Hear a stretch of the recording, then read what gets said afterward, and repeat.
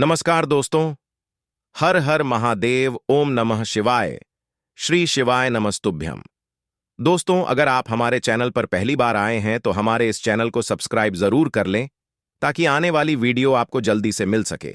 दोस्तों, जैसा कि आप जानते हैं, हिंदू धर्म में मार्गशीर्ष में आने वाली उत्पन्ना एकादशी का बहुत महत्व है।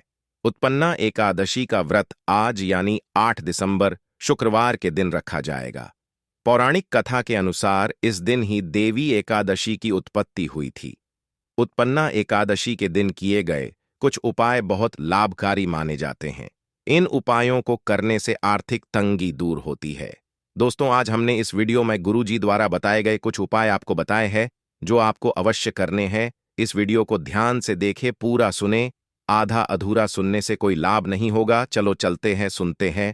नमस्कार दोस्तों, ओम नमः शिवाय, जय महाकाल, श्री शिवाय नमस्तुभ्यं। जैसा कि आप सभी को पता है कि आज 8 दिसंबर को एकादशी तिथि है और इसी के साथ शुक्रवार का दिन है, तो बहुत ही अच्छा दिन है, बहुत ही शुभ योग है। तो ऐसे में आपको अपने घर की सुख समृद्धि के लिए, लक्ष्मी प्राप्ति के लिए, अगर आपके घर में धन, वैभव, ऐश्वर्य की कमी है, जीवन में मान सम्मान की कमी है, घर से आर्थिक तंगी बनी रहती है, तो आपको आज के दिन एक छोटा सा उपाय करना है। इससे आपके जीवन का दुर्भाग्य सौभाग्य में बदल जाएगा और हमेशा आपके घर में सुख समृद्धि बनी रहेगी। तो इस उपाय को कैसे करना है और क्या क्या सामग्री लगेगा, पूरा इस वीडियो में बताएंगे। पूज्य गुरुदेव जी की कथा से सुनकर आपको समझाने का पूरा प्रयास करूंगा। बस इससे पहले आपसे एक छोटा सा निवेदन है कि आप वीडियो को कर दे एक लाइक और चैनल को सब्सक्राइब करके कमेंट बॉक्स में महादेव का कोई सभी प्यारा नाम हर हर महादेव जरूर लिखें।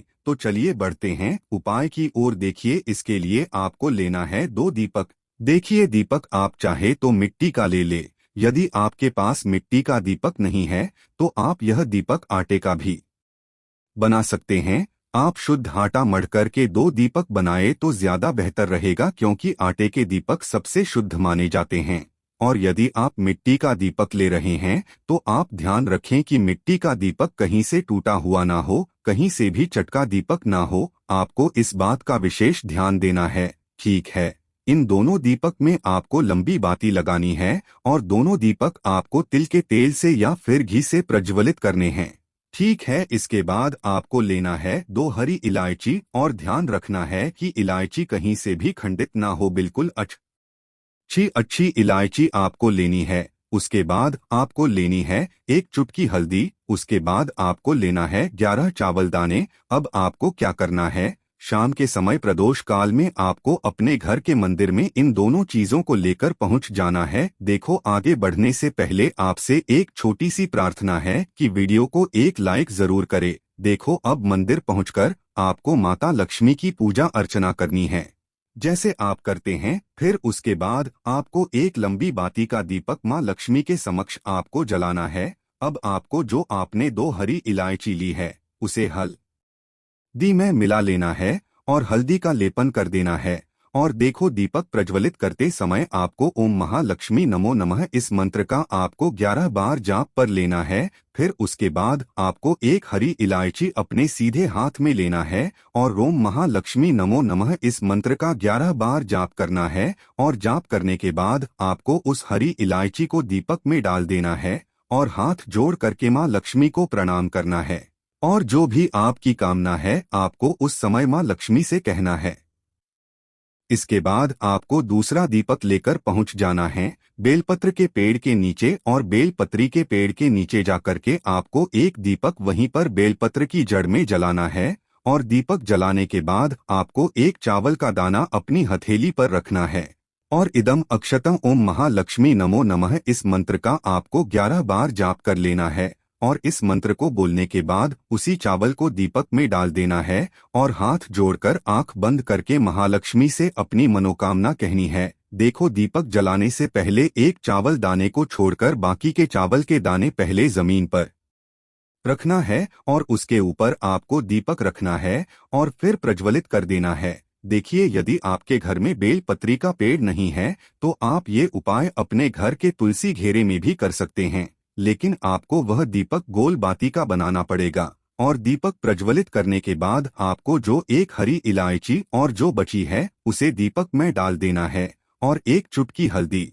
ठीक है, और माँ लक्ष्मी से कामना करे कि हे महालक्ष्मी, आप हमारे जीवन में चल रही सभी समस्याओं को दूर करे, घर में सुख समृद्धि बढ़, माँ लक्ष्मी का आगमन हो। ऐसे शुभ भाव के साथ आपको यह उपाय करना है। बहुत ही छोटा सा उपाय करके देखेगा, आपको लाभ अवश्य मिलेगा। अब बात करते हैं हमारे दूसरे उपाय की। देखो, पूज्य गुरुजी ने बताया है कि यदि आप इस दिन शमी के पत्ते से और मात्र एक बूंद शहद से ये चमत्कारी उपाय कर लेते हैं तो हम आपको इस व्यासपीठ से यकीन दिलाते हैं कि यदि आपके भाग्य में धन प्राप्ति की रेखाएं नहीं हैं, धन की प्राप्ति आपको हो ही नहीं पा रही है, और यदि इस छोटे से उपाय को आप इस एकादशी की तिथि में कर लेते हैं तो आपको धन धान्य की प्राप्ति होगी।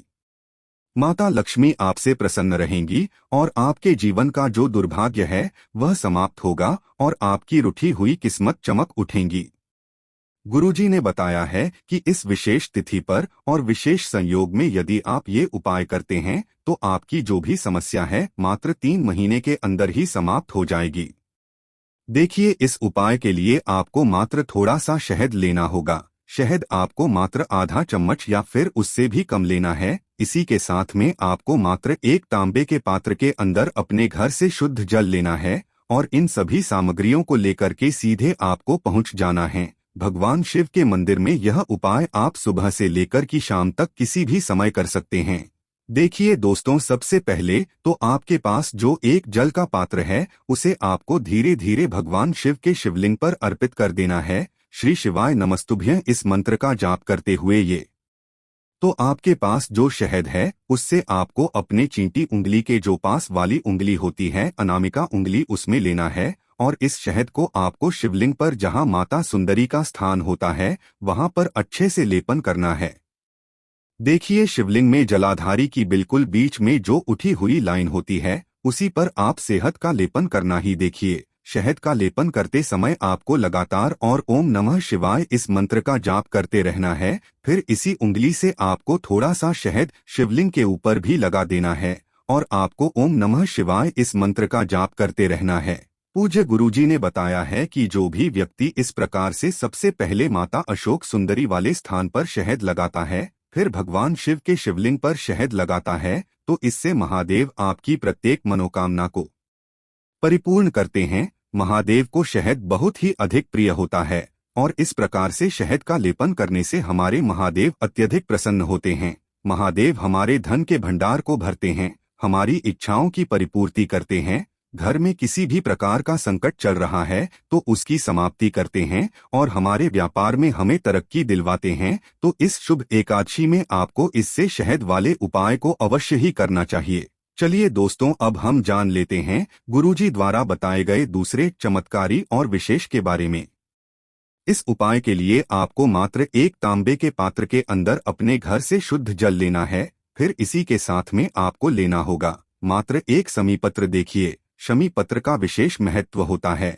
यदि इसका उपाय हम एकादशी के दिन करते हैं तो और इससे हमारे महादेव की कृपा से हमारी सारी समस्या भी बहुत ही शीघ्रता से दूर होती है। तो यह एक शमी पत्र और एक जल का पात्र लेकर के सीधे आपको पहुंच जाना होगा भगवान शिव के मंदिर में। देखिए, ये उपाय विशेषकर एकादशी के दिन ही किया जाता है और एकादशी के दिन इस बार ये उपाय आपको अवश्य ही करना चाहिए। देखिए दोस्तों, सबसे पहले तो आपके पास जो कि जल का पात्र है उसे आपको धीरे धीरे भगवान शिव के शिवलिंग पर अर्पित करते जाना है और लगातार आपको शिव महापुराण के मूल मंत्र श्री शिवाय नमस्तुभ्यं इस मंत्र का जाप करते रहना है। अब दोस्तों, आपके पास जो एक शमी पत्र है उससे आपको शिवलिंग पर जहां माता रानी का हस्त का कमल होता है, यानी कि माता पार्वती का कटी वाला भाग होता है, वहां पर आपको इससे शमी पत्र को समर्पित कर देना है।